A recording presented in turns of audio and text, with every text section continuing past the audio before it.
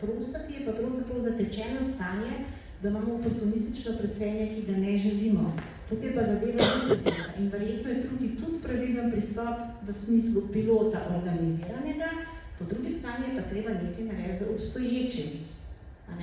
In tukaj pravzaprav jaz zagovarjam, da se v obstoječe oportunistično preseljenje, da verjetno čez noč se ga kar ne da ukiniti, ko bo ljudje skočili v zrak, pa si bojo mislili, zdaj nam pa nekaj jemljete, ker prazori, ko smo podaljšali presejalni interval v prehodu z oportunističnega na organizirano iz enega na 3 leta, so bili veliki upori na različnih ravneh.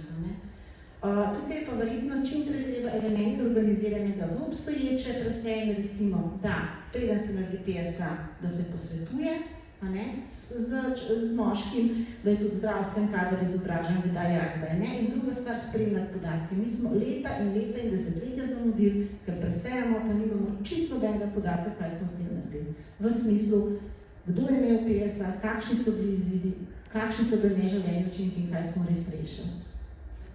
Mogoče to o času. In ko bomo pravzaprav, sva treba začeti zdaj, treba začeti postopoma, ampak bo pa trajalo. Mogoče sam komentar, ko ljudje skočijo v zrak, tukaj se bo definitivno tudi pri nas to zgodilo, da se delamo smo, ne bom rekel krivi, ampak pred 10 leti je bilo nekako ljudsko reklo enkrat letno PSA za vse po 50 letu, zdaj v tem zgodnem odkrivanju, ki je v priporočilih Evropskega združenja urologov, tisti, ki imajo nekoliko večje tveganje na 2 leti, tisti, ki imajo pa res nizko tveganje pa na 8 let.